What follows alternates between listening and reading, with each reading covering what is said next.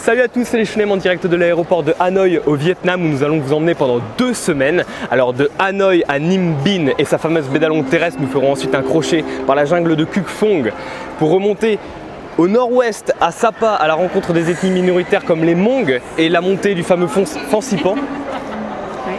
Nous finirons ensuite notre voyage à Nha Trang au sud du Vietnam pour découvrir un Vietnam totalement différent de Hanoï. Allez, c'est maintenant!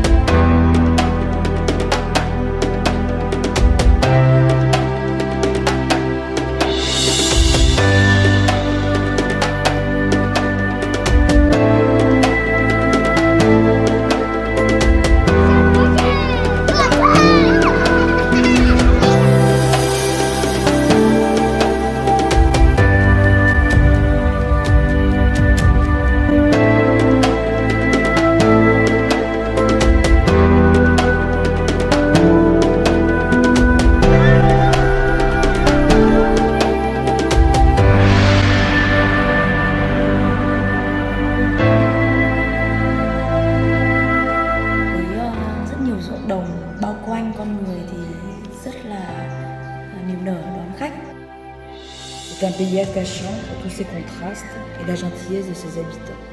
C'est un lieu de rencontre entre l'homme et l'homme et la nature. Et comme un plat qu'on déguste dans un restaurant 5 étoiles. C'est un pays très dynamique, en voie de développement. Notre voyage nous amène à près de 10 000 km de Paris. Après 16h30 d'avion, une halte à Doha et un crochet à Bangkok, nous arrivons enfin à Hanoï, capitale du Vietnam.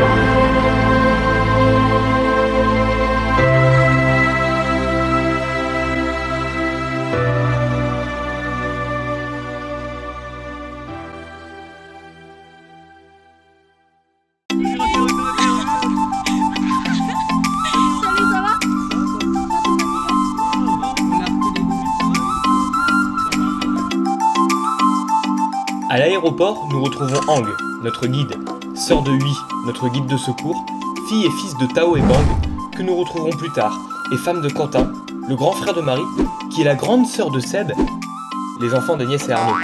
Enfin, il reste moi, petit ami de Marie. Avec une telle équipe, à peine sorti de l'aéroport, j'avais compris que chaque seconde de ce voyage allait être complètement folle.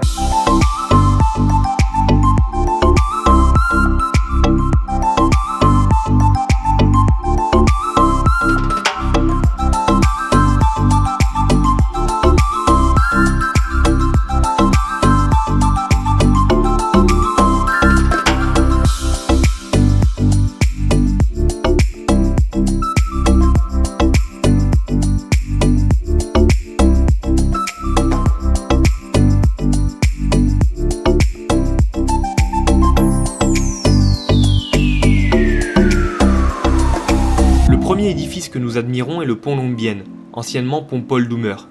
Il permet à l'express de la réunification, le chemin de fer unissant le nord et le sud du pays entre Hanoï et Ho Chi Minh, de franchir le fleuve Rouge en direction de Laosai et de la Chine. Commencé en 1898 pendant l'Indochine française, il n'aura fallu que 4 ans pour construire ce pont de 1680 mètres de long, qui était alors l'un des 4 plus grands ponts de l'époque. La rapidité de cette construction est exceptionnelle vu l'éloignement géographique de la France et de la faiblesse de la sidérurgie locale de l'époque. C'est un véritable symbole de la révolution industrielle exportée en Asie. Aujourd'hui, le pont porte les stigmates de près d'un siècle de guerre.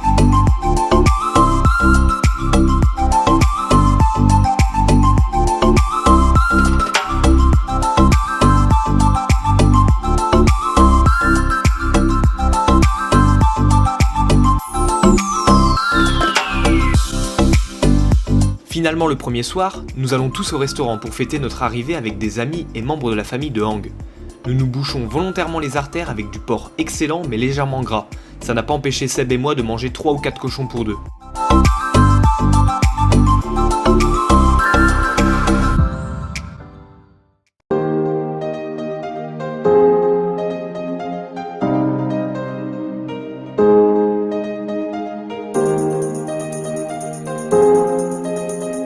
T'as dans les mains, je même.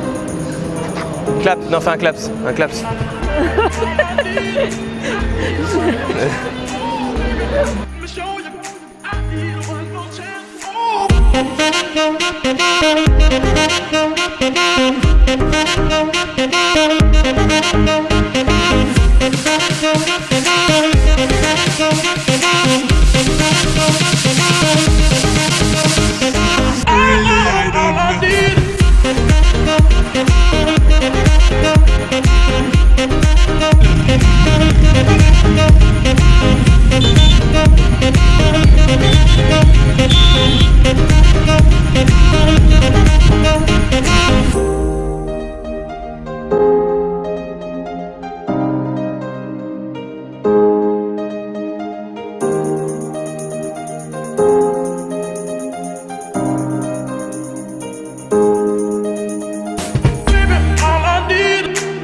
Transport à Hanoï, c'est vraiment le scooter.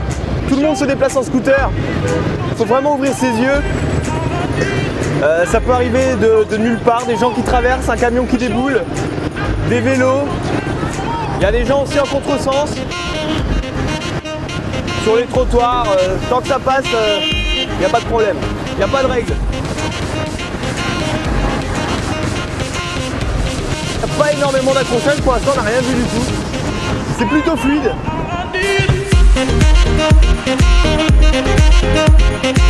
Il faut noter quand même une explosion du nombre de voitures ces 20 dernières années. Et puis il y a quand même une règle simple. Plus le véhicule est gros et plus tu as la priorité. Après ce moment bien sympa en compagnie de Quentin, nous retrouvons les autres au musée d'ethnologie du Vietnam où Hang nous montre ses talents de guide. On finit devant le fameux pho, véritable symbole de cohésion sociale puisque mangé par tout le monde et toutes les classes sociales au Vietnam. Soupe mythique à base de pâte de riz, viande, bouillon et herbes. 1,42€ par personne pour ce repas.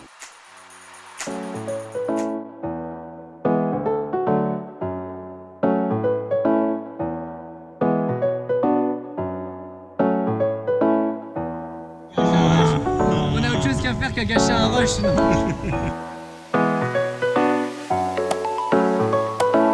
La principale religion au Vietnam est basée sur les 3 enseignements. Mélange de bouddhisme, confucianisme et taoïsme. Les temples et les pagodes sont des édifices culturels et historiques d'exception, faisant partie intégrante de la culture vietnamienne.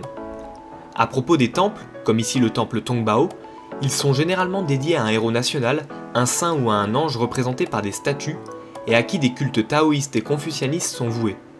Il n'y a donc aucune statue bouddhique en ces lieux. Les mains des statues montrent la spécialité du personnage représenté, qui tient une arme, un livre ou croise les mains en signe de sagesse. En ce qui concerne les pagodes, elles sont consacrées uniquement au culte bouddhiste. Ici la pagode Tran Coc, construite en l'an 541, la plus ancienne pagode de la capitale. Initialement sur les rives très instables du fleuve Rouge, la pagode a été déplacée ici en 1616. D'une hauteur de 15 mètres, ce stupa renferme à chacun de ses 11 étages une statue régnante du Bouddha Amitabha. Les Vietnamiens croient en la vie après la mort. De ce fait, chaque établissement et maison présente un autel, c'est-à-dire une table sacrée servant aux sacrifices rituels ou au dépôt d'offrandes. Par le biais de ces autels, les anciens protègent le foyer. Pour cela, des cadeaux de toute nature leur sont déposés, fleurs, nourriture, argent, alcool, cigarettes. Il n'est pas rare de voir de faux billets, et même des dollars qui représentent la richesse occidentale, brûlés pour passer dans l'au-delà et être offerts aux défunts. Enfin, l'encens représente la capacité de s'exprimer et de communiquer. Il désigne également le parfum de la vertu, la bonne renommée et le bon exemple. À l'origine, il était question de brûler des substances aromatiques pour faire une offrande au ciel ou aux esprits célestes. Que ce soit dans la littérature classique ou en poésie, il permet tout simplement d'encenser le sujet. Confucius affirmait d'ailleurs, en parlant d'un gouvernement idéal, que celui-ci doit exhaler d'une senteur d'encens.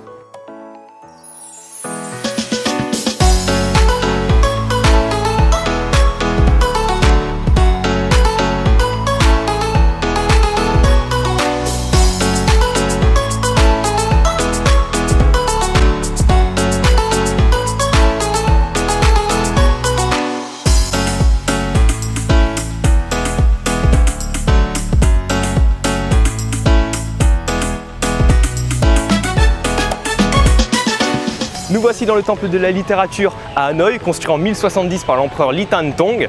C'est un temple divisé en 5 cours par des murs et des portes. Nous nous trouvons actuellement dans l'allée principale où circulaient les seigneurs. Les allées sur les côtés étaient réservées aux esclaves et aux serviteurs.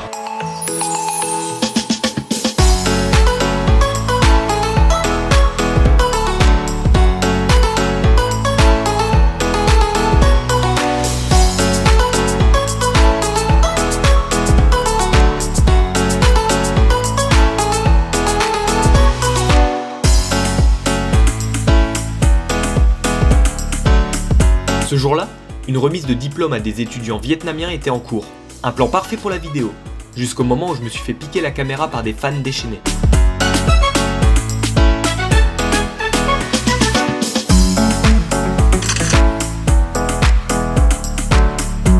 Restons sérieux et revenons au sujet de la visite, le temple de la littérature.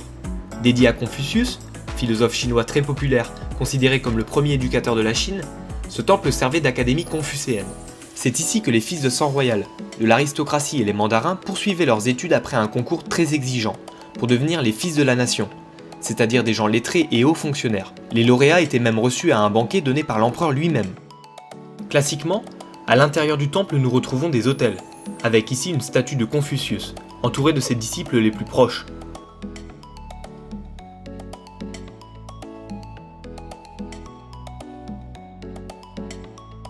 Deux grues, symbole de supériorité et de noblesse, sont montées sur des tortues, symbole de longévité et de sagesse, et entourent l'autel de Confucius, symbolisant ainsi le transport de son âme au ciel.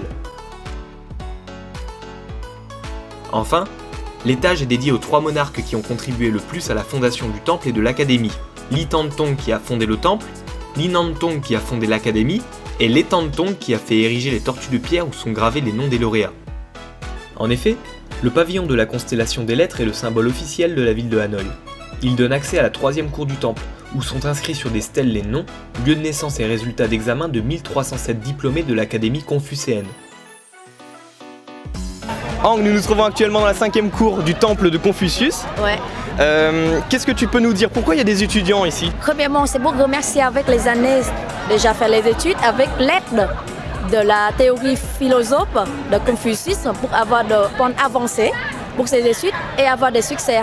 Et après, il vient ici pour faire les photos, pour être joli, pour avoir des souvenirs.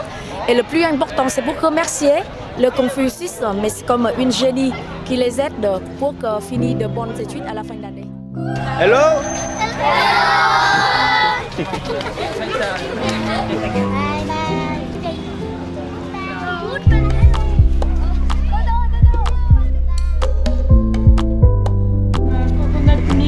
Et ouais, on fait avec les moyens du bord. C'est quoi ça? C'est le canne à sucre. C'est le canne à sucre. D'accord. Tu as le sésame dedans, le canne à sucre et fait maison. C'est super bon. Le célèbre café Swada. Nous continuons notre visite de Hanoï en direction de la place Ba Dinh, la plus célèbre et importante place du Vietnam, dont l'histoire très lourde a entièrement contribué à sa renommée. En effet, Ho Chi Minh y a lu la proclamation de l'indépendance de la République démocratique du Vietnam le 2 septembre 1945, le jour de la reddition japonaise après les bombardements nucléaires. Les Japonais contrôlaient le Vietnam depuis la célèbre opération Meigo Sakusen. C'est le tout début de ce qu'adviendra la première guerre d'Indochine. Aujourd'hui, la place porte le mausolée d'Ho Chi Minh, où repose le corps embaumé de la personnalité la plus importante du Vietnam, considéré comme le libérateur et le réunificateur. En face se trouve le palais de l'Assemblée nationale.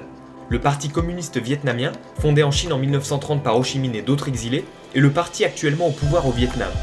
Il suit de près le modèle marxiste-léniniste, idéologie officielle du mouvement communiste.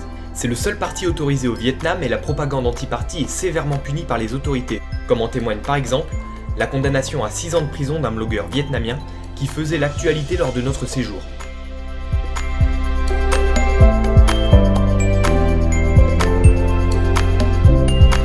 La statue de l'empereur Ly Taito qui vient d'être érigée en 2004, c'est une statue de 10 mètres de haut et donc en fait elle représente l'empereur Ly Taito. C'est lui qui a fait déménager la capitale à Hanoï en l'an 1010. Pour des raisons d'abord économiques, le roi Ly Taito, en l'an 1010, déplace la capitale de Hoa-Lu vers la citadelle de Dai La qui est baptisée Tanglong, signifiant « ville du dragon qui s'envole », en référence à une vision que le roi a pendant le trajet. La statue le représentant a été érigée en 2004 en l'honneur des 1000 ans d'histoire de la ville. Tanglong sera renommée Hanoï bien plus tard, en 1831. A l'origine, Tanglong est séparée en deux parties. La citadelle, qui constitue le siège du pouvoir impérial, et la cité marchande, développée entre les rives du fleuve Rouge, actuel vieux quartier des 36 rues et corporations. La cité impériale de Tanglong a été construite sur les vestiges d'une citadelle chinoise du 7e siècle. Ancien centre névralgique politique, économique et culturel de la capitale, la citadelle était le siège de plusieurs dynasties impériales pendant plus de 1000 ans. Actuellement un musée, les vestiges présentés, exhumés des fouilles archéologiques, sont les uniques témoins de l'âge d'or de l'ancienne cité impériale. En effet, en 1802, sous le règne de l'empereur Jialong, c'est la ville de Hue, située au centre du Vietnam, qui devient la capitale du pays. Les hauts dignitaires quittent Tanglong et le quartier de la citadelle connaît alors une rapide dégradation. Jialong ordonne la destruction de la citadelle et fait bâtir en lieu et place une nouvelle citadelle selon le style Vauban. C'est la première présence de l'architecture française à Hanoï. Quelques années plus tard, la citadelle est de nouveau démantelée par le pouvoir colonial français qui en prend possession pour laisser place à un nouvel aménagement. Seule la tour du drapeau, la porte nord, la porte sud et la terrasse du palais Kim Tien sont conservées.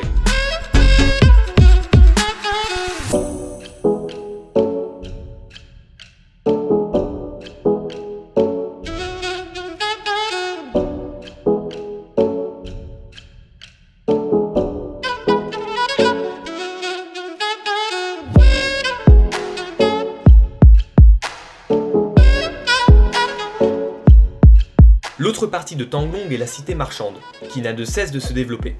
Les 5 premiers siècles sont glorieux pour la capitale, avec un développement urbain sans précédent. L'allègement du contrôle de l'État sur le commerce active la migration des artisans spécialisés vers la ville, qui y installent leur activité en réelles corporations. Ces corporations évoluent comme de véritables hameaux à part entière, spécialisés dans un métier, fermés par des murs et des portes comme ici l'une des dernières encore debout, la célèbre porte Okanchong.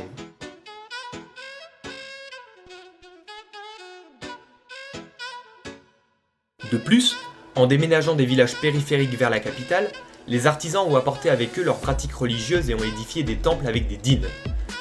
Les dînes sont des autels. Ils permettent de pratiquer au sein de Hanoï le culte de l'ancêtre fondateur du métier respectif, comme ici l'hôtel de Ly Kok Zu, maître compétent dans le travail du bronze.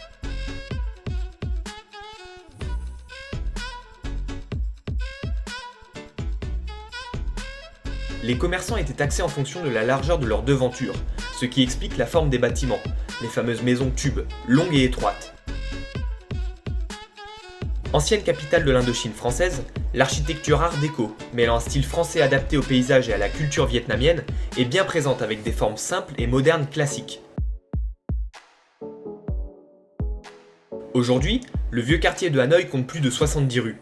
Il est appelé quartier des 36 rues et corporations. Le nombre 36 remonterait au XVe siècle, alors qu'il y aurait eu 36 lieux de guildes, qui correspondent à des zones d'ateliers et non des rues. En se développant, le nom des guildes a été appliqué dans les rues. Certaines sont devenues célèbres, comme la rue Angai qui propose des vêtements en soie et sur mesure. À l'heure actuelle, beaucoup ne proposent plus le métier ou le produit dont elles portent le nom. La production artisanale est de plus en plus remplacée par des hôtels et des restaurants, et les artisans ne représenteraient plus que 9% du quartier.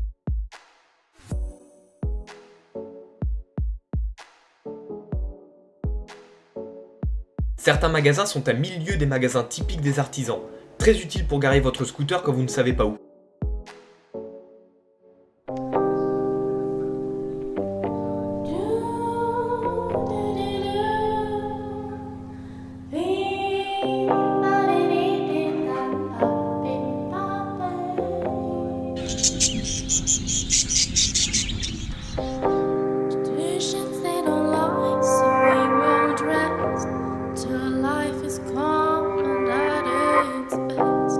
Situé au cœur du vieux quartier, le marché de Dongzuan est à voir à Hanoï. Il est à la fois le plus grand et le plus ancien marché de la ville. Cet immense bâtiment, constitué d'une multitude de minuscules allées, a été construit par les Français en 1889.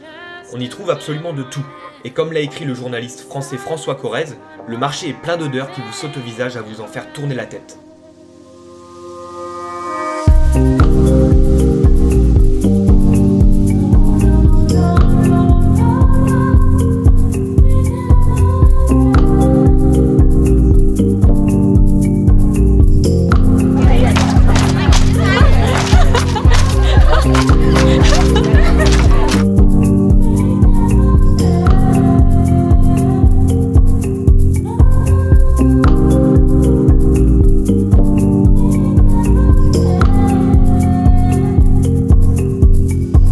En nous rendant vers le district Wan Kiem et son célèbre lac pour la dernière partie de notre séjour à Hanoï, nous nous essayons à la fameuse street food.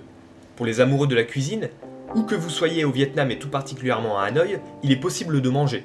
Vous êtes dans la rue, en train de marcher, faites une pause et regardez autour de vous. Vous trouverez forcément juste à côté de vous une personne en train de cuisiner et prête à vous servir sa spécialité pour 1 €. C'est ça qui est cool à Hanoï notamment, mais même dans tout le Vietnam. Chacun prépare sa petite pho dans son coin de rue. Font tous leur petite kitchenette là. Et la pho c'est un peu, je sais pas moi, la paella pour les Espagnols ou la choucroute pour les Strasbourgeois. Ici on en trouve partout. Tout le monde en mange dans tout le pays à tout moment de la journée. On a juste à s'asseoir sur un tabouret bleu et on mange. C'est quand même cool. Bif. Par contre, moi je pensais que le bif ça cuisait pendant 5 heures, non? C'était pas ça? Enfin, que ça cuisait hyper longtemps. Et que du coup, c'était de cette façon-là que c'était bien cuit. Ouais. Ouais, bah je sais pas, moi j'ai pas envie de me choper un verre maintenant. Ah non, si ça cuit pendant des heures, t'as quelques semaines.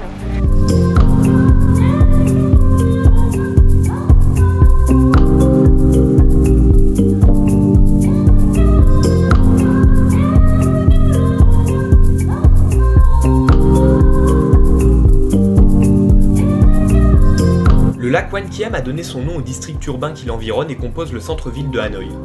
Actuellement un havre de paix pour les promeneurs du dimanche, les yogistes ou les taïchikas, le lac Wan Kiem ne reste pas moins un véritable puits d'histoire et de légende.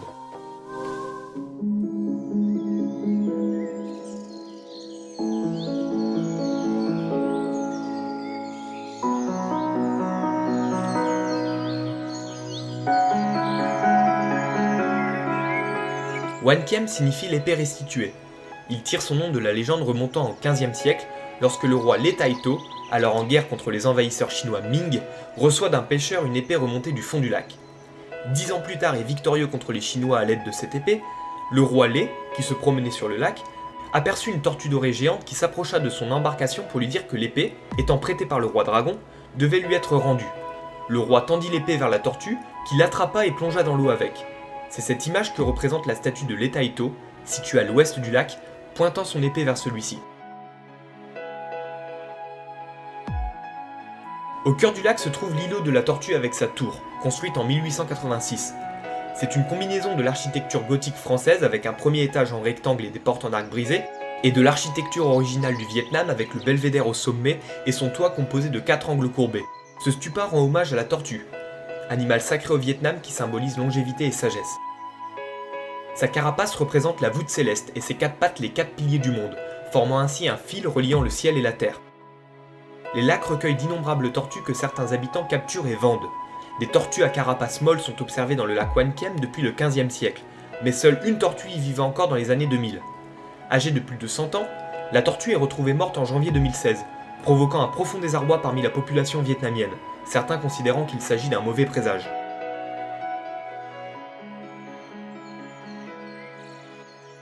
Autre édifice majeur du lac, le temple Nyok Son datant du XVe siècle, est relié aux rives du lac par le pont Te Huc, pont arqué en bois et laqué rouge construit en 1865. Depuis ces deux édifices, les Vietnamiens adorent y prendre des photos pour célébrer un événement festif, un mariage notamment.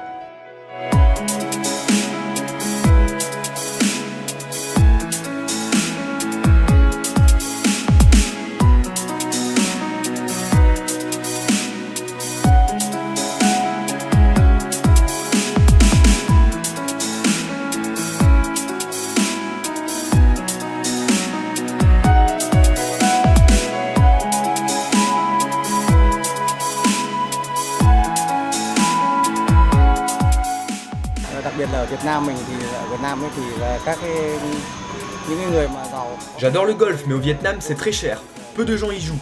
Alors j'ai pensé à ce jeu, on peut y jouer n'importe où, n'importe quand. La télévision vietnamienne s'est même déjà intéressée à moi. J'espère surtout que mon jeu va s'élargir partout et apporter de la joie à tous.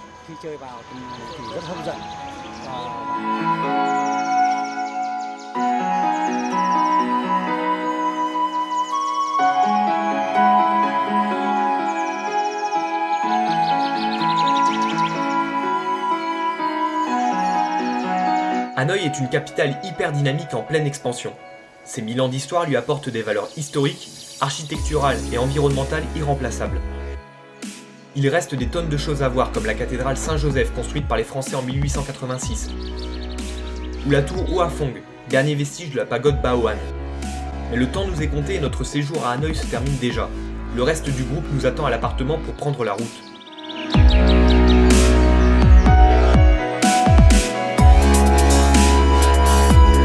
Nous voici dans l'un des moyens de transport qui s'est très bien développé depuis quelques années, c'est la voiture à Hanoï et notamment le taxi. Les taxis, les chauffeurs de taxi, il faut se méfier à Hanoï, surtout les touristes qui ont tendance à se faire arnaquer. Pour l'instant, on ne sait pas encore si on va se faire arnaquer, on vous dira ça plus tard. Voilà.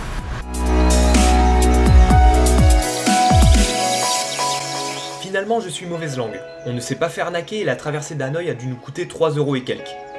Après de chaleureuses retrouvailles avec Bang et Tao, les parents de Hang, nous prenons tous ensemble la route à bord de notre van direction Van Phuc, le village de la soie, et Bat Cha, village de céramique.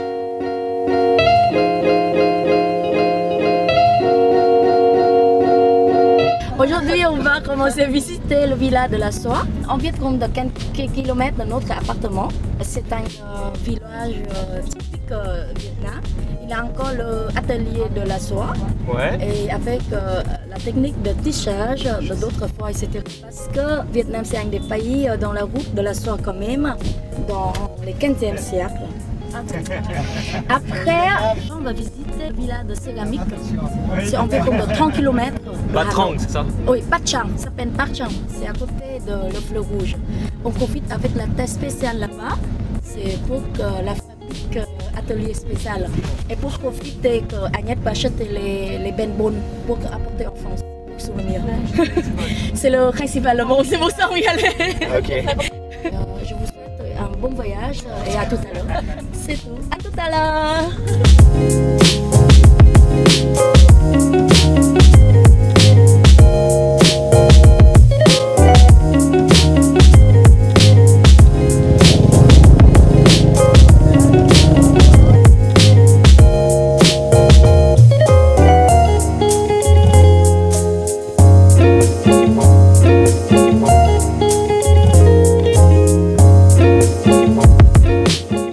Âgé de plus de 1200 ans, Van Phuc est un village traditionnel réputé pour sa soie naturelle, appelée soie de Hadong, produit haut de gamme très prisé renommé pour sa finesse. Ce village artisanal est de ce fait l'un des plus développés et visités à Hanoï. Autrefois réservé aux souverains, mandarins et nobles, la soie issue de ce village a dépassé les frontières du pays pendant la colonisation française, lorsque les colons l'ont apportée à Marseille et Paris. Le bruit incessant des métiers à tisser couvre le village. Les bandes de soie comme celle-ci sont créées en 5 à 6 jours, moyennant 8 heures de travail par jour. Chaque bande de soie fait 45 cm de largeur sur 4 mètres de long. Aujourd'hui, le tissage est réalisé en majorité par les métiers à tisser automatiques qui fonctionnent avec l'électricité.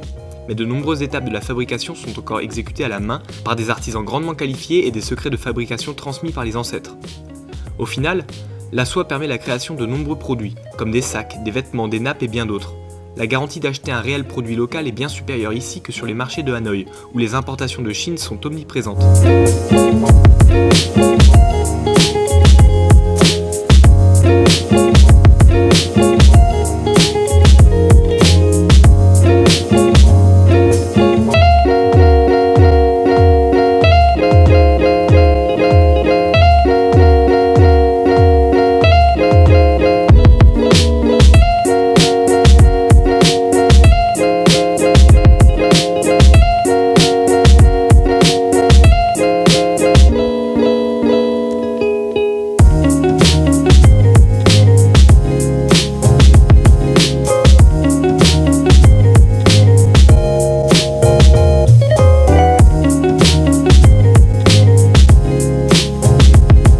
Dans le même style artisanal, Batcha est un village de poterie très reconnu pour la qualité et la beauté de ses céramiques.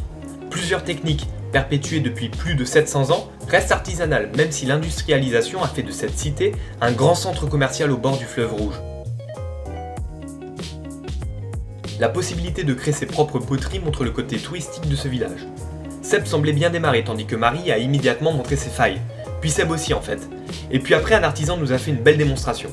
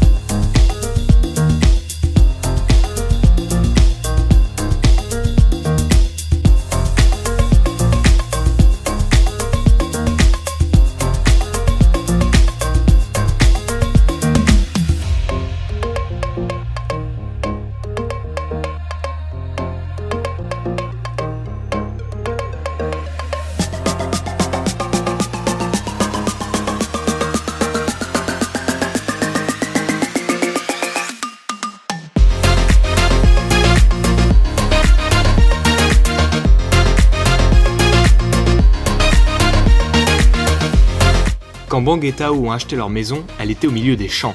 Aujourd'hui, elle est quasi en plein centre de la ville et fait 2 étages de plus. Cette ville, c'est Nam Dinh, avec près de 400 000 habitants, c'est un mini Hanoï qui s'est développé à pleine vitesse. Tao et Bang tiennent ce magasin de chaussures au bas de leur maison.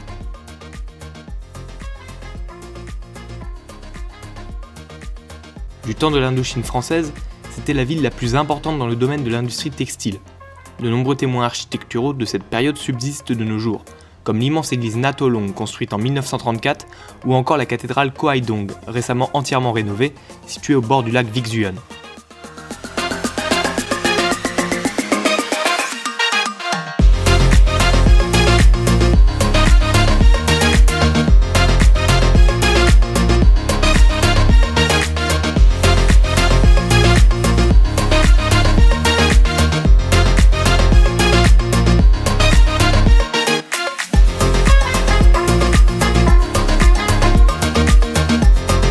Ce soir-là, Marie se fait poser des fossiles qu'elle regrettera plus tard. Bon, pour 5 € au lieu d'environ 80 en France, ça valait le coup d'essayer. Pendant ce temps, d'autres cessaient au massage par des viettes aveugles. C'est à la fois très spécial mais très sympa. On finit la journée chez les parents de Hang où Tao nous a préparé les plus délicieux nems que j'ai pu manger dans ma vie. Bang finit par sortir sa solide préparation qui nous permettra de dormir plutôt facilement. Le lendemain, petit café Swada dans un cadre très chaleureux avant d'enfourcher nos scooters et tracer la route direction Ninh Binh et la baie d'Along terrestre.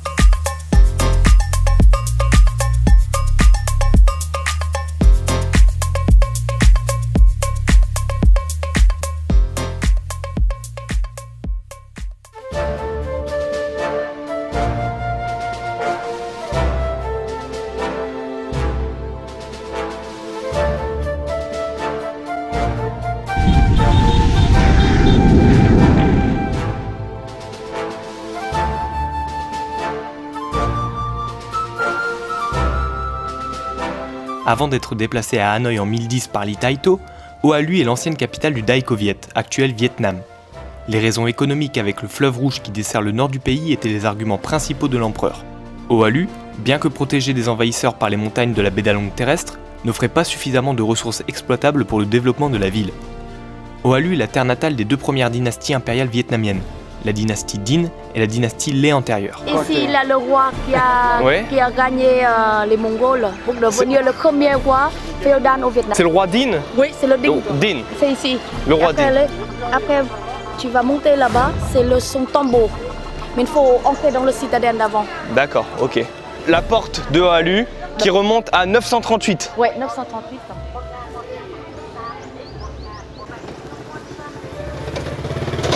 C'est le drapeau qui présente avec le pouvoir des rois. C'est joli, hein? Tu vois, avec toutes ces pattes, et tu vois, bon, il est un peu, comment dire, abîmé un petit peu, mais ça reste. C'est le premier drapeau vietnamien que le roi à l'époque utilise. C'est pour couper tous les paysans autour pour avoir une armée contre les Mongols à l'époque. C'est le drapeau du Daiko-Viet. Oui, c'est ça, Daiko-Viet. C'est le premier nom du pays à l'époque. Le drapeau comme ça, il existe jusqu'à 1930. C'est le premier communiste qui arrive, qui remplace avec le drapeau maintenant rouge-jaune. En effet, le drapeau actuel est utilisé en 1941 comme symbole officiel du Viet Minh, une organisation politique et militaire créée par Ho Chi Minh et le Parti communiste indo-chinois. Ce drapeau deviendra l'emblème officiel du Nord-Vietnam en 1945, puis 20 ans plus tard en 1976, il deviendra le drapeau du pays réunifié.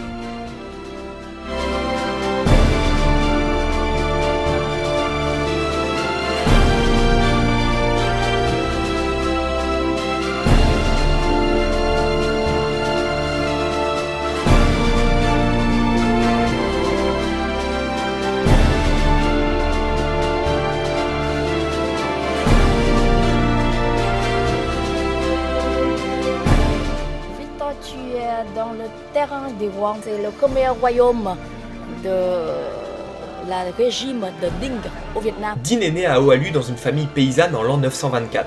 Le pays était alors sous la domination chinoise depuis 10 siècles. Mais en 939, le roi vietnamien Ngo Nguyen met en partie un terme à cette domination chinoise. Cependant, Ngo Nguyen est incapable d'unifier le pays et après sa mort, la dynastie Miao est fragile et prend fin. Le pays plonge alors dans une guerre civile anarchique appelée période des 12 seigneurs de guerre.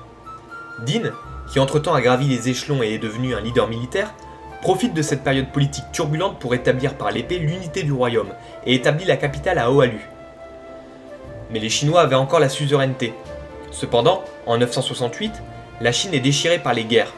Dinh en profite pour déclarer l'indépendance de son royaume en s'autoproclamant empereur.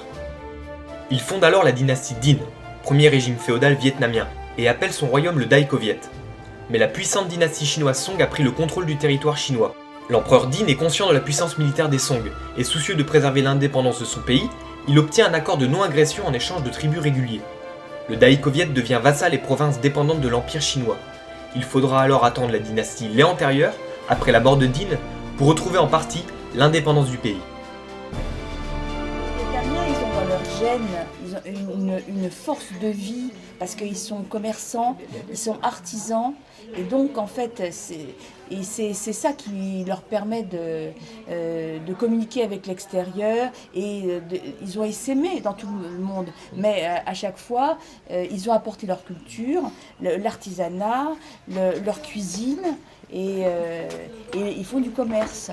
C'est un pays qui est très jeune et très dynamique en même temps. D'ailleurs, vous, Agnès, qui êtes déjà venue il y a 20 ans pour adopter votre fille Marie, ça a bien changé par rapport à ce que vous avez connu. Ça a énormément changé. Mais on a pris à l'époque beaucoup de photos pour montrer à nos enfants l'état de leur pays au moment de l'adoption, pour qu'ils comprennent, parce qu'on voyait que ça allait aller très très vite. Parce que la population vietnamienne, elle a plus de 70%, c'est des jeunes de moins de 30 ans. Ouais. Voilà. Il y a d'ailleurs une étude de l'UNESCO qui est parue qui donnerait plus de 50% de la population qui ont moins de 20 ans justement. Voilà, Ouais. voilà, donc c'est ça. Un pays en pleine effervescence. Très jeune. Très jeune.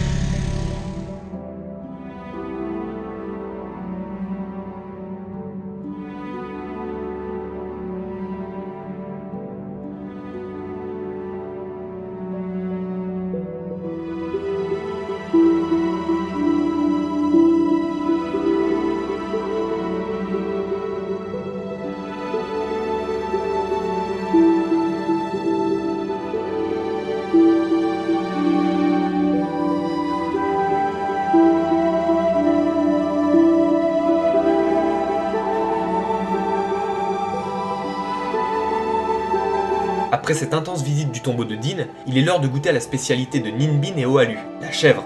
Chèvre crue, rouleau de chèvre, chèvre à la vapeur, chèvre grillée, il y a l'embarras du choix. Et apparemment, le repas plaît à Agnès. Et c'est vachement bon. Et c'est quoi, c'est un rouleau à la chèvre alors? Un rouleau à la chèvre. Pour ma part, il y a autre chose que j'aimerais goûter. Du sang de chèvre. Caillé. Caillé. Et il est frais? Genre ça, il date de quand? Genre ils ont égorgé la chèvre ce matin? Ah la vache, c'est dur en fait. Oh mon dieu, oh mon dieu, oh mon dieu. Oh mon dieu, oh mon dieu. C'est dans ta tête. C'est dans ma tête. Oh mon dieu. Alors en fait c'est juste de la gelée à la chèvre. C'est dans ta tête. C'est de la gelée à la fraise, pardon.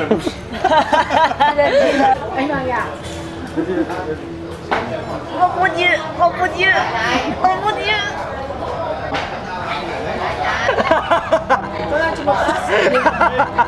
Tu l'as pris avec des cacahuètes? Ouais, ça donne un petit goût d'apéro comme ça. Bah ça fait un petit gelé fraise.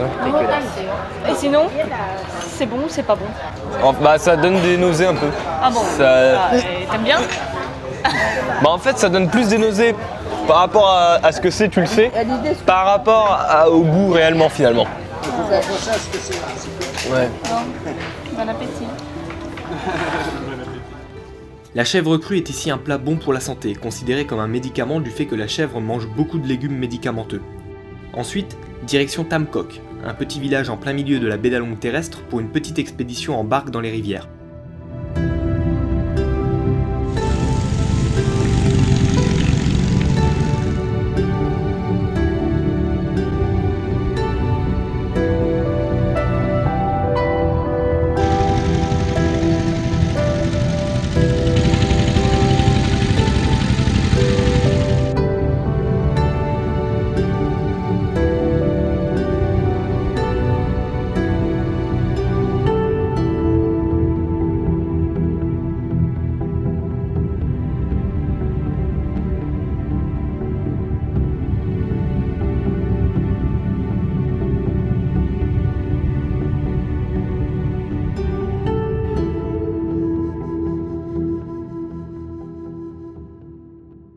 Ce soir-là, Bang avait prévu de nous inviter dans le resto le plus chic de Nam Dinh, sans nous prévenir. Enfin en tout cas moi je n'étais pas au courant. Heureusement que les Vietnamiens ne font vraiment pas attention aux chaussures. Enfin presque. Victor est en tongs, en sandales, en chaussons, t'es plus en patin. Heureusement. T'es plus en patin. Non mais tu te rends compte que t'es venu en patin. Ouais. Ça s'appelle des patins. Bah merci Seb, merci Quentin. En chaussures de piscine. En plus, quand il est parti, elle a dit oh, c'est bon le temps, on va pas aller dans un restaurant de luxe. Merci les gars, je vous remercie. Hang, tu te fous de moi, mais je te jure, c'est Quentin et Seb. Je leur ai dit, ouais les gars, si je vais en tongs, c'est bon. Ouais, C'est pas grave. Mais moi, je suis pas tic non plus. Mais lui, il est quand même. Il est quand même carrément en patin. Toi, t'as Kenzo, t'as Kenzo Paris. T'es le voiturier. Oh non. T'es le voiturier qu'on met au point, Victor.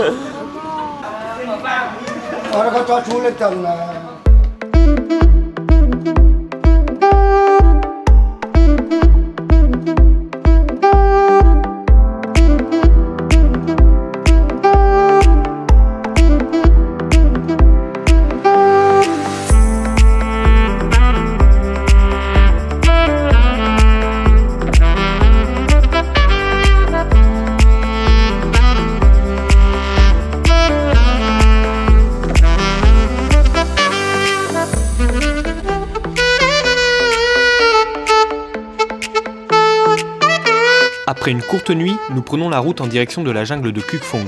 Consacré parc national par Ho Chi Minh en 1962, Cuc Phuong est le plus ancien parc national et la plus grande réserve naturelle du pays. Des traces de vie humaine remontant à près de 12 000 ans avant aujourd'hui ont été retrouvées.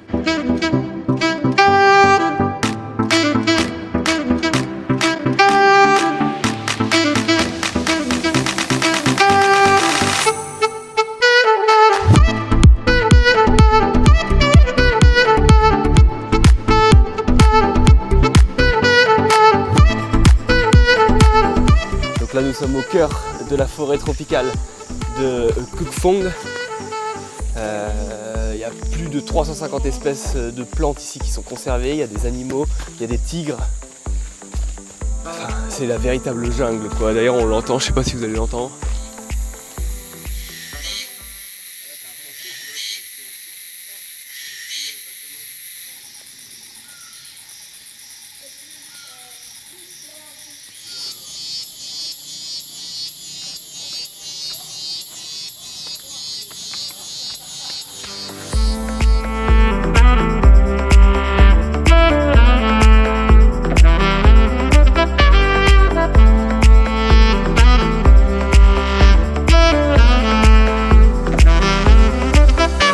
Donc Soa c'est notre guide, ça fait 25 ans qu'il travaille ici, il connaît la forêt par cœur. Snakes? Snake and many species, different species, like the cobra, big one, about 2.5 and 3 meters, 5 or 6 kilos, yeah? Soa vient de nous dire qu'il n'y a pas de tigre dans la forêt, mais il y a des cobras. Donc à choisir quand je prends le tigre.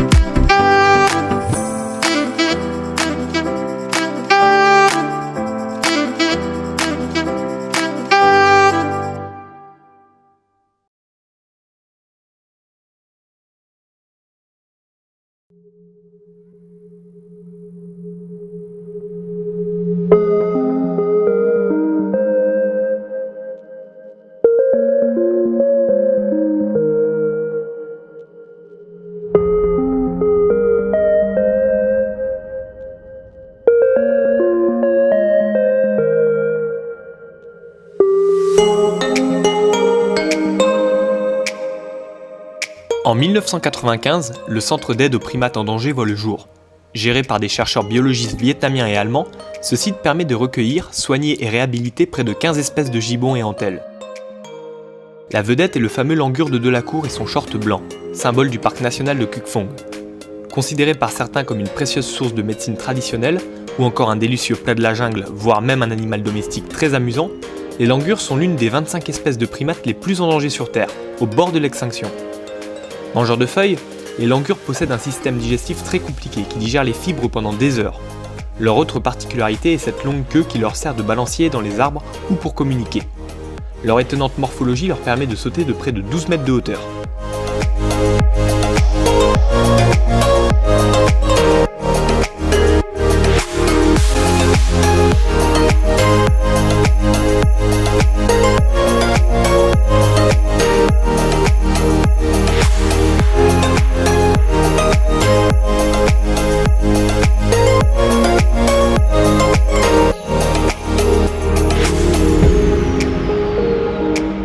Nous quittons la jungle de Cuc Phuong et la province de Ninh Binh pour des paysages bien différents dans le nord-ouest du pays et la région de Lao Sai, à la frontière avec la Chine. Pour cela, retour à Hanoï où une partie de l'équipe va prendre le Chapa Express, un train de nuit très récent pour une expérience vraiment sympa dans son ensemble.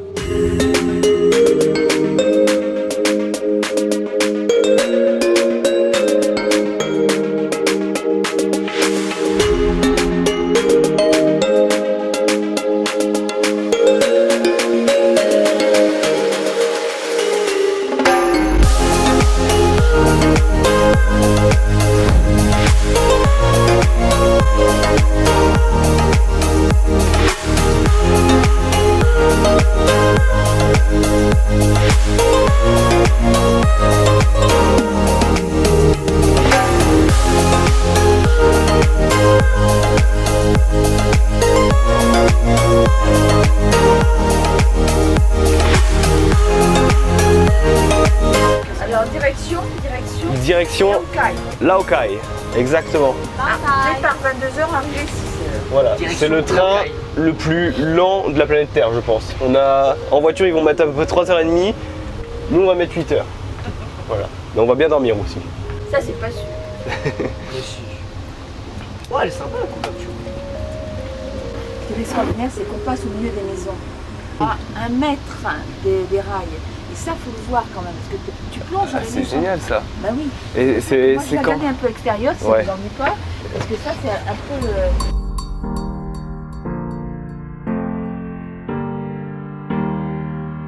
Malheureusement, je n'ai pas d'image à cause de la qualité la nuit, mais nous sommes réellement passés dans un salon, à 2-3 mètres d'une famille qui était attablée. Après une bonne nuit de sommeil, on est tous en forme pour attaquer la journée dès 6h du mat sous ce soleil de plomb.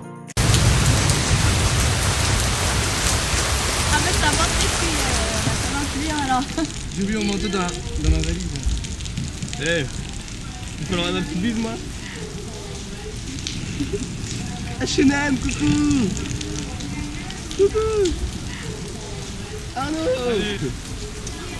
Bien dormi, Arnaud? Bah oui. Ouais, on est arrivé à quelle heure? 2h finalement? On est arrivé à 2h, ouais. Ça va, Yann? Vous êtes content à libre? Oh bah mais ils m'ont Bon. pas fait la nuit.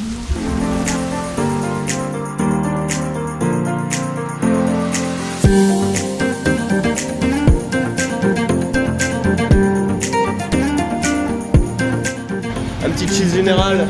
Allez, 1, 2, 3, cheese. Waouh, oui, on est réveillé. Bon, voilà, chez nous.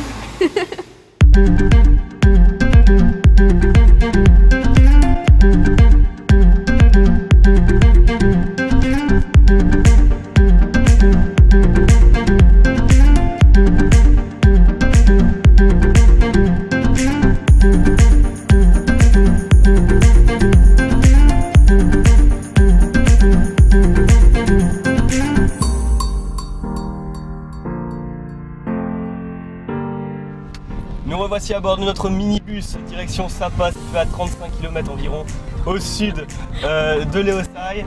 C'est une petite ville située au pied du Fansipan, la plus haute montagne du Vietnam qui s'élève à 3143 mètres d'altitude. C'est un village composé principalement de différentes ethnies, dont les Hmong, les Zhao que nous, et les Zaï, les Zhao et les Zaï, que nous allons visiter, ainsi que le marché de Sapa. Donc voilà, c'est parti direction Sapa.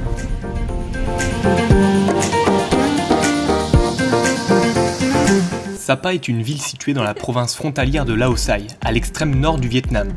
Jadis un hameau isolé habité par l'ethnie Hmong, il fut rasé au début des années 1900 par les autorités coloniales françaises qui y fondèrent un poste militaire et une nouvelle agglomération. Complètement détruite par les bombardements de la guerre d'Indochine en 1950, la ville fut reconstruite petit à petit par les montagnards locaux et les Vietnamiens. Des années 60 jusqu'au début des années 90, la principale contribution à l'économie locale en produits fut le riz. De plus, la production d'opium constituait une part essentielle de l'économie des montagnards, qui en étaient les seuls producteurs. Mais en 1986, les lois changent et il devient interdit de cultiver l'opium et couper les forêts pour en vendre ses produits, ce qui a pour conséquence la réduction notable des revenus des agriculteurs montagnards, causant le quasi-effondrement de la partie commerciale de leur économie. Mais de manière opportune, en 1993, la haute région est ouverte à la circulation touristique nationale et internationale. Un développement soudain de la demande touristique vient alors stimuler l'économie locale. Aujourd'hui, la demande touristique est énorme et des dizaines de resorts et hôtels sont actuellement en construction dans la ville.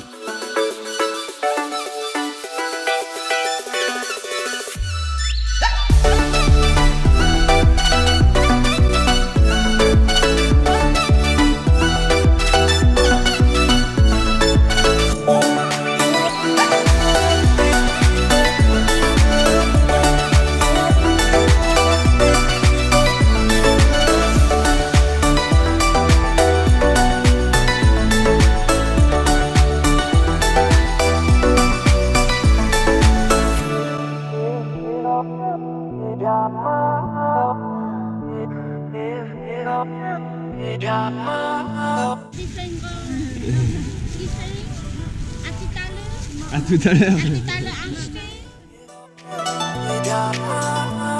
Accolé à Sapa et donc facilement accessible, des petits villages comme ici Cat Cat sont devenus de véritables attractions pour les touristes, où il faut acquitter d'un droit d'entrée. Les habitants profitent de l'occasion pour vendre un maximum de souvenirs aux visiteurs, n'hésitant pas à se servir de leurs enfants pour obtenir de meilleurs résultats.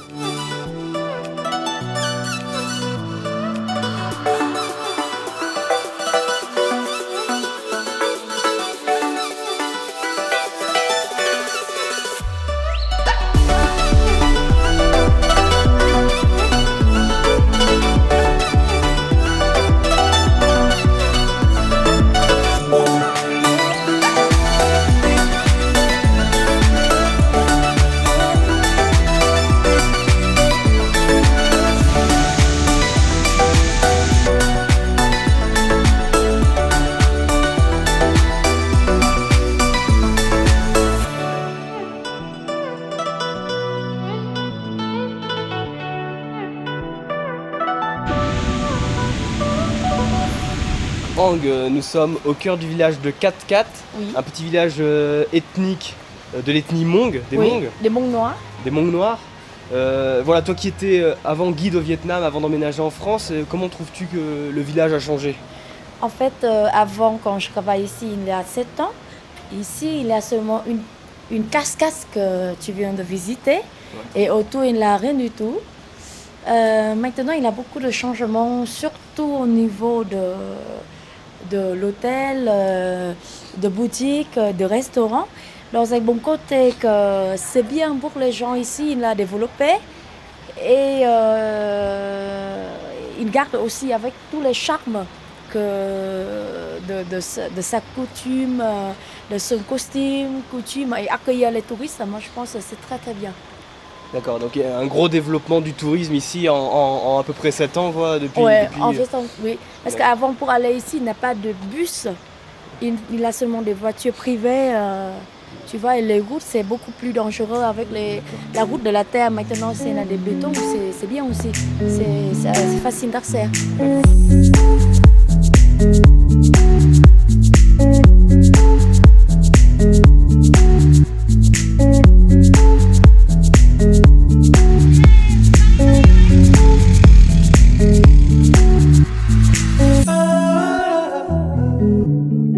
Assez propre, un grand lit.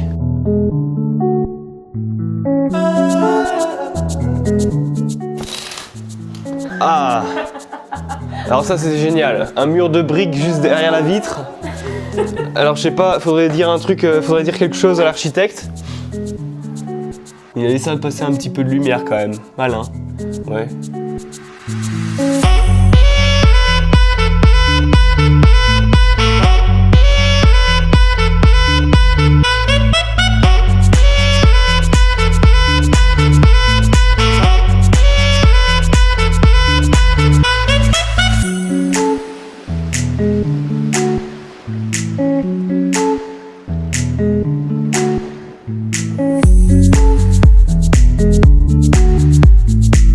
Nous croisons Kin et Pham qui nous conduisent dans leur village.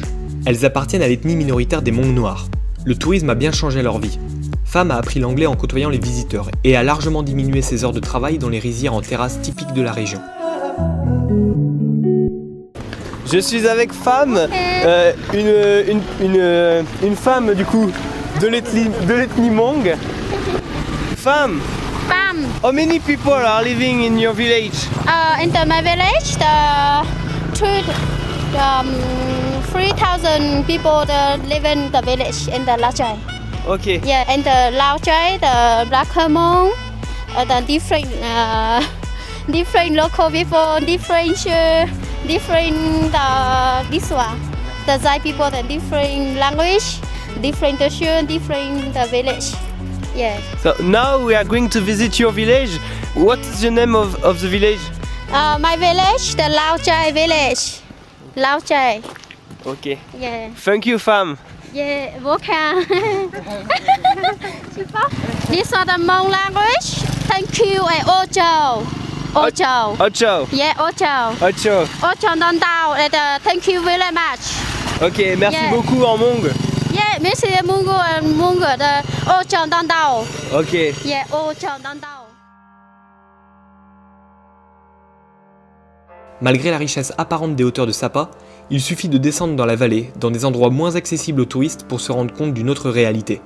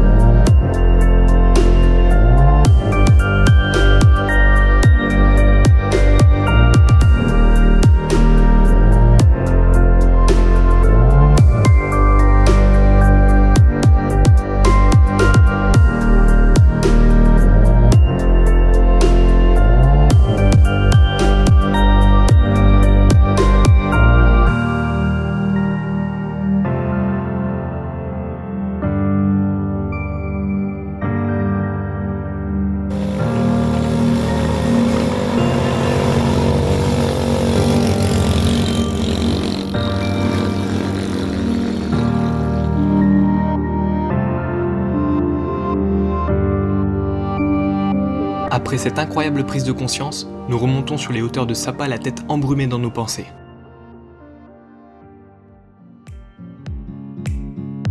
Le lendemain matin, c'est quartier libre. J'enfourche le scooter et je roule au feeling dans les magnifiques paysages des montagnes du Nord et ses populaires rizières en terrasse.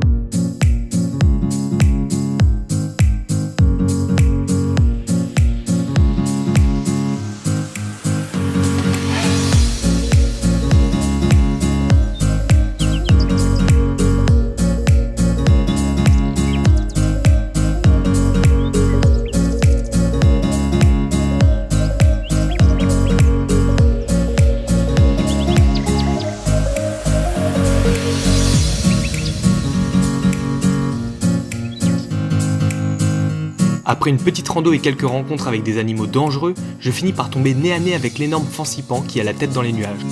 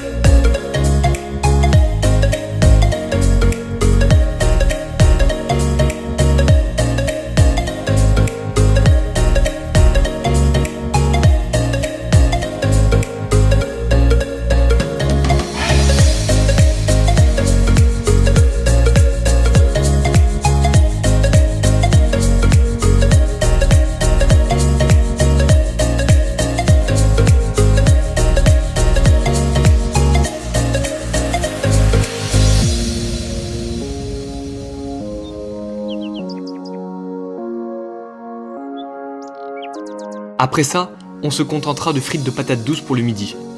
L'après-midi, c'est en peloton sous un soleil de plomb que nous explorons le village des Ao.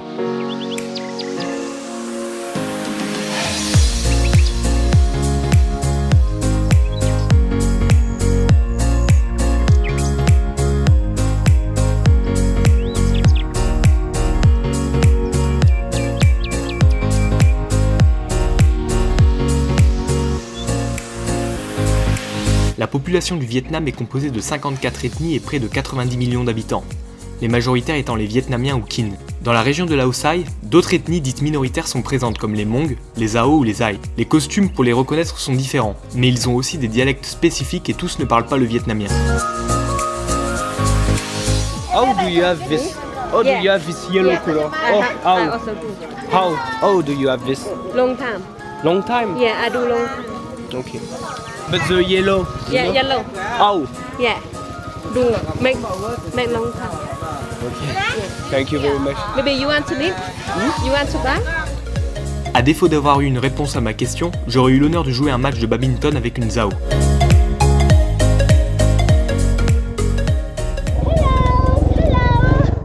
On enchaîne avec la montée du Fansipan, le point culminant de l'Indochine et donc du Vietnam. Mais par manque de temps, on se contente du plus long et haut télécabine dit 3S au monde pour ascensionner au sommet situé à 3143 mètres d'altitude. Manque de chance, même si le soleil n'était pas loin, impossible de voir à 10 mètres, et un vent extrême et glacial rendait les choses un peu plus compliquées. Une fois en haut, pour atteindre le sommet, il fallait quand même passer les 600 marches qui y mènent. Une promenade de santé, le Fansipan. En réalité, ce n'était pas tant que ça une partie de plaisir, et je félicite Bang qui est monté jusqu'en haut grâce à sa volonté. Pas grand chose à voir depuis le sommet vu les nuages, alors nous avons plutôt mis en pratique les cours de maths, de seconde et première, qui parlent des exponentielles.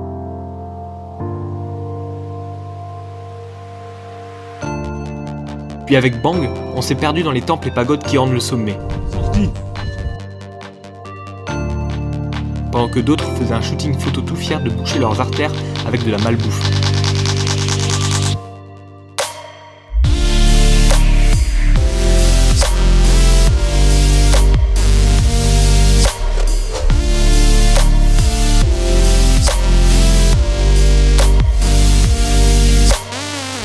Bon Arnaud, qu'est-ce que ça vous inspire comment un soleil comme ça, africain? Vous en tant que photographe, Arnaud? Ah, c'est magnifique. Notre Vietnamien national qui trouve que le paysage est à vomir.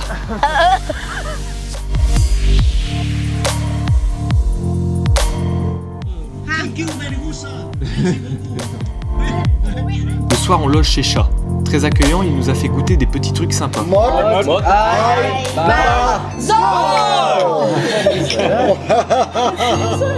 Puis d'autres.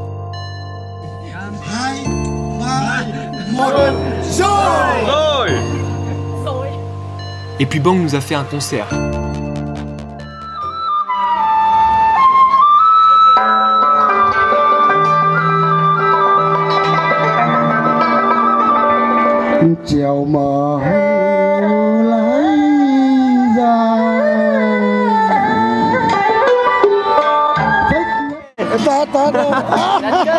Et puis on a fini par danser tout joyeux autour du feu.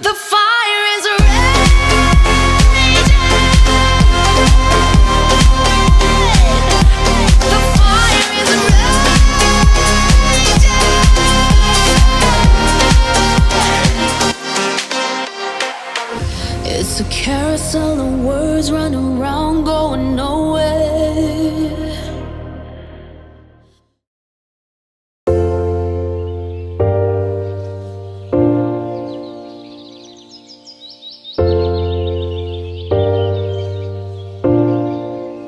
I feel good!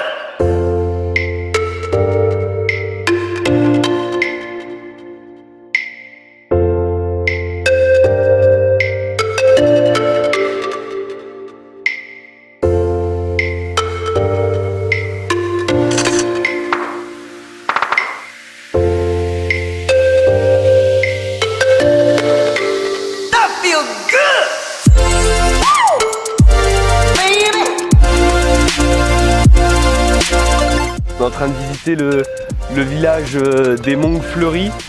C'est le petit village de Bang Pho, c'est ça quand Bang Pho. C'est perdu dans les montagnes du Nord-Vietnam. Et vraiment ici on voit que les gens ils vivent dans des maisons, il y a juste 4 murs, un toit. Honnêtement ils ont rien à part leurs animaux et leurs champs. Et ils vivent avec ça et ils n'ont pas l'air malheureux, ils sont heureux au contraire même. On s'attendait à voir un village plus condensé, qu'en fait on se rend compte que c'est vachement espacé. Ouais c'est ça, il est étalé sur toute la montée. Alors c'est une montée, il y a des panneaux, on voit 10% à peu près de montée. Ici les gens ils... sur à peu près 5 km, 4 km et il y a quoi? On a croisé une vingtaine, une trentaine de maisons maxi.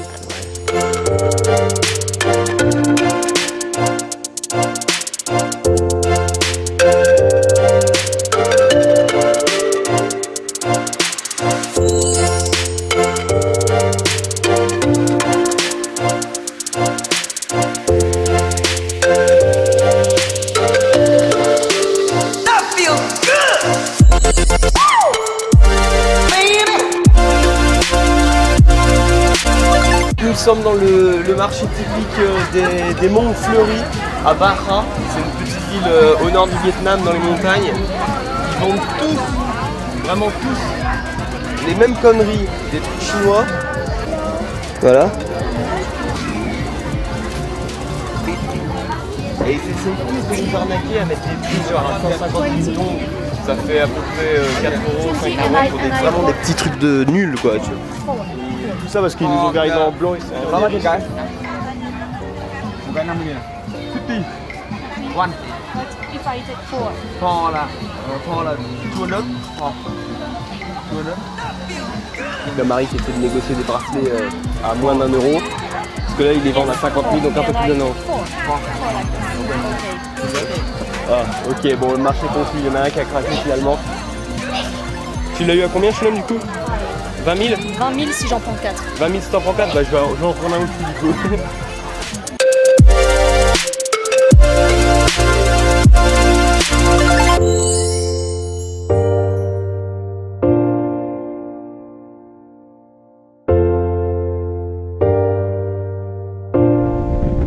Nous quittons les sublimes paysages des montagnes du nord-ouest qui baignent dans ce clivage entre les richesses induits par la mondialisation et l'explosion du tourisme de masse. Direction Hanoï où un avion nous attend pour le sud du pays.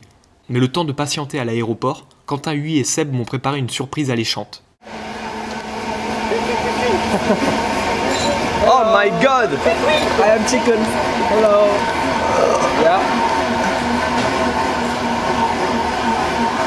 Oh my god! C'est dur en fait. À quoi pensez-vous à ce moment-là? À quoi je pense, c'est pas... Oh la vache! ça me fait penser à un embryon, c'est... La scène d'un embryon. Bah oui, c'est ça. Là, tu manges un bébé, Voilà. Elle est où la tête? Where is the head? I don't know. Bon, allez, pas de cinéma là. Oh, c'est pas du cinéma, Arnaud. This footage. Believe me, very good. Very good. I believe you. Là, on a foutu la moitié à côté. Perdition d'un homme. Not bad. Eh, c'est bon en fait. C'est bon? Ouais.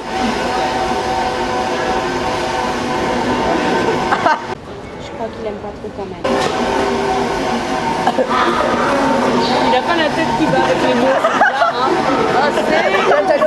Ah, c'est bon. Interdiction de vomir. C'est bon en fait. En fait, c'est ça, c'est un goût d'œuf un peu dépassé. T'es pas obligé de me découvrir. Qu'est-ce qu'il a pris de fort? De l'œuf dépassé, c'est pas très bon, non? Non, c'est pas ouf, hein, mais on retrouve le goût de l'œuf quoi. Par contre, j'en fous partout, je vais puer l'œuf pourri là. Tu peux sentir? Ah oui, je vais sentir. Maman? Là, je préfère ma faux. Hein. Victor, ne nous parle pas du voyage s'il te plaît. C'est meilleur ça. Ça, c'est meilleur. Elle rigole la cervelle, elle est pliée de rire. Elle te regarde, elle est pliée de rire. Ah, ça c'est de la vraie bouffe. Ça c'est bon. Ça c'est de la vraie bouffe. Look at the camera. Il y a un chien qui est monteux quoi. What? Let's go to Orlando. Yeah. Non mais moi je préférais plein. Ouais. Elle peut faire des. Après ce délicieux repas que je garderai sur l'estomac pendant 2 jours, on décolle direction 1300 km plus bas, dans le sud du Vietnam à Nha Tra.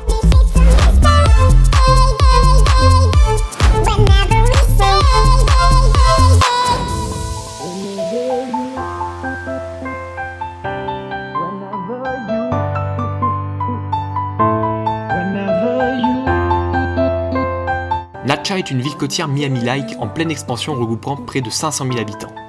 Destination touristique des Vietnamiens mais aussi du monde entier, la baie de Nha Tra fait partie du club très prisé des plus belles baies du monde. La ville est bordée par une longue plage de 7 km où les gens profitent dès le matin de faire leur sport. Étonnamment, certains sont habillés comme en hiver pour éviter de bronzer et passer pour des paysans. D'ailleurs, il y a nettement plus de monde sur la plage le matin entre 6 et 7 heures alors qu'elle est vide après 8 heures.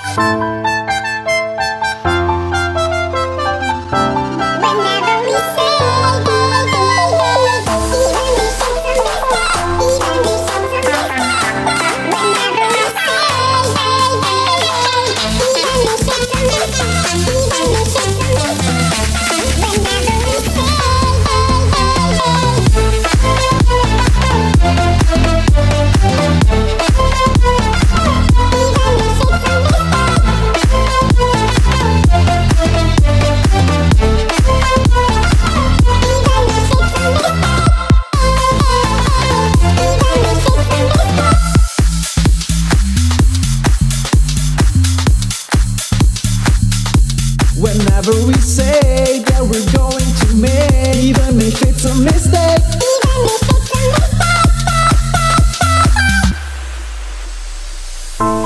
whenever you are falling down, whenever I'm not around.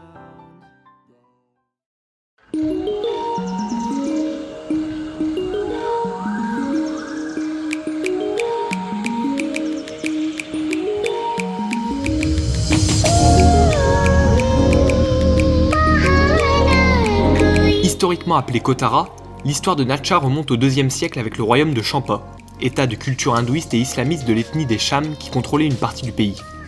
Actuellement présent essentiellement au Cambodge et dans le centre du Vietnam, le peuple Cham est arrivé au Vietnam par la mer depuis la Malaisie, l'Indonésie et l'Inde. Ils avaient pour principale activité le commerce et la piraterie. Le temple Ponagar a été édifié en 781 et fait 25 mètres de haut.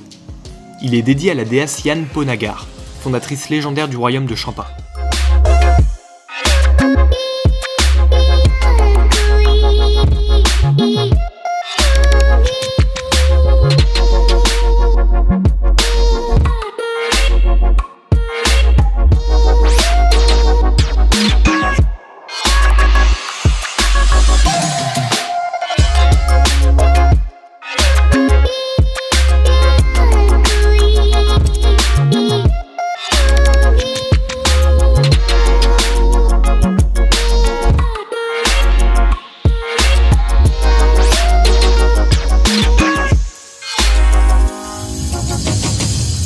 Véritable station balnéaire, la ville est en pleine expansion et le contraste des richesses est ici aussi très marqué. Les ouvriers travaillent sous un soleil de plomb à l'arrière de la ville et vivent dans des bidonvilles. Aux alentours, les investisseurs vietnamiens, russes ou chinois font émerger par paquets de 10 d'immenses villas pour recevoir les touristes. Celles-ci sont très peu chères, comme la villa où nous logeons.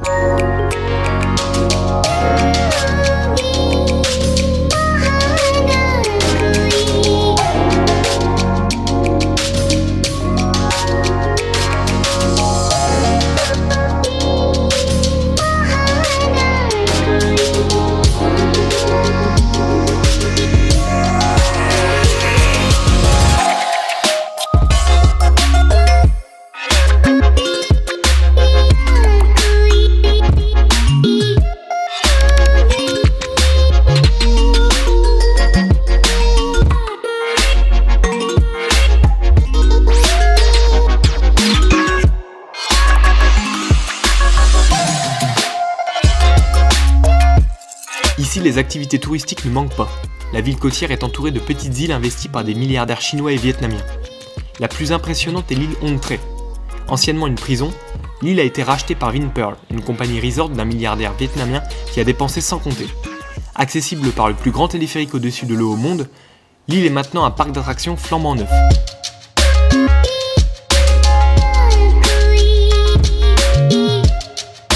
Encore en développement, le parc est vide de monde et il n'y a quasi aucune queue pour faire une attraction.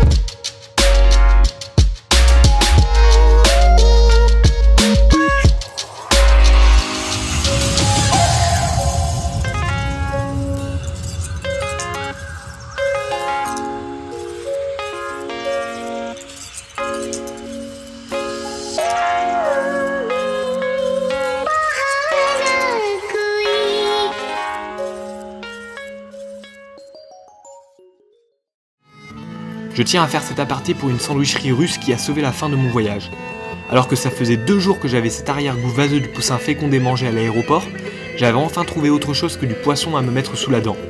Je considère ce sandwich comme le meilleur que j'ai eu l'occasion de manger jusqu'à présent. Les sandwichs avec des gants. Voilà, pour petite anecdote. Vas-y, refais-la moi, gros. Attends, je te la refais. Ok. Scène 1, prise 2. Action! Alors ça, c'est incroyable, tu vois. Au Vietnam, on mange des sandwichs avec des gants.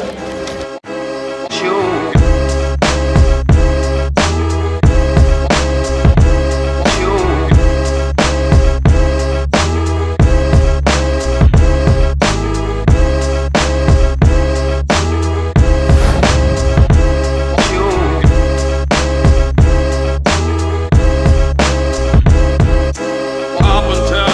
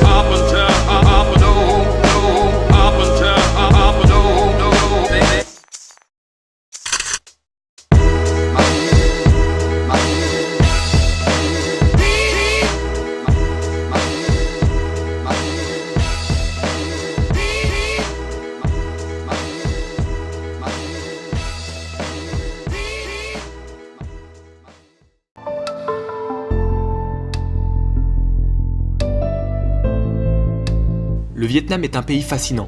Son histoire, sa gastronomie, ses paysages et ses habitants font de lui une nation tout à fait singulière. Le contraste des richesses apportées par la mondialisation fait de ce pays en voie de développement une destination indispensable à tout voyageur en quête d'émotion et de réflexion. C'est ainsi que se termine notre voyage, perdu sur un bateau quelque part en mer de Chine méridionale. Cette aventure restera à coup sûr gravée dans chacune de nos mémoires.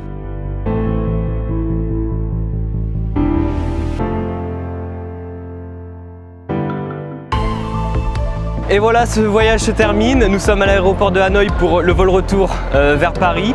Je tiens tout d'abord à remercier Angoy qui a organisé ce super voyage et qui a été notre guide pendant ces 2 semaines. J'espère que tu vas encore t'occuper de nous pour les prochains voyages. Avec plaisir. Je remercie également Tao et Bang pour leur très grande hospitalité et nos échanges quotidiens qui ont permis à tout le groupe de vraiment s'immerger dans la peau d'un Viet.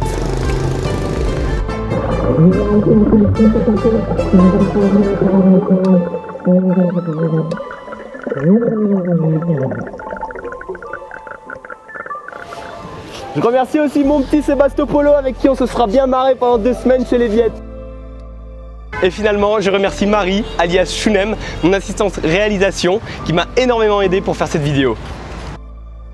Je remercie également Huy pour nous avoir fait découvrir son pays et Agnès et Arnaud pour leur gentillesse et générosité tout au long de ce voyage.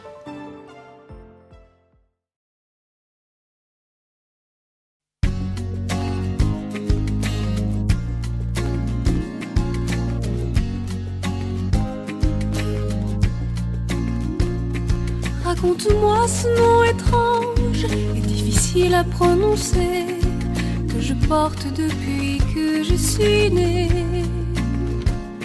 Raconte-moi le vieil empire et le trait de mes yeux bridés qui disent mieux que moi ce que tu n'oses dire.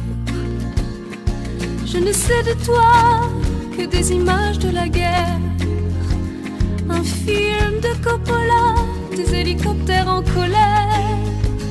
Un jour, j'irai là-bas. Un jour, dire bonjour à ton âme. Un jour, j'irai là-bas. Te dire bonjour, Vietnam. Raconte-moi ma couleur, mes cheveux et mes petits pieds qui me portent depuis que je suis née. Raconte-moi ta maison, ta rue, raconte-moi cet inconnu, les marchés flottants et les sampans de bois. Je ne connais de mon pays que des photos de la guerre, un film de Coppola, des hélicoptères en colère. Un jour, j'irai là-bas. Un jour, dire bonjour à mon âme. Un jour, j'irai là-bas. Te dire bonjour, Vietnam. Les temples et les bouddhas de pierre pour mes pères, les femmes courbées dans les rizières pour mes mères. Dans la prière, dans la lumière, revoir mes frères, toucher mon arbre, mes racines, ma terre. Un jour, j'irai là-bas. Un jour, dire bonjour à mon âme. Un jour, j'irai là-bas. Te dire bonjour, Vietnam. Te dire bonjour.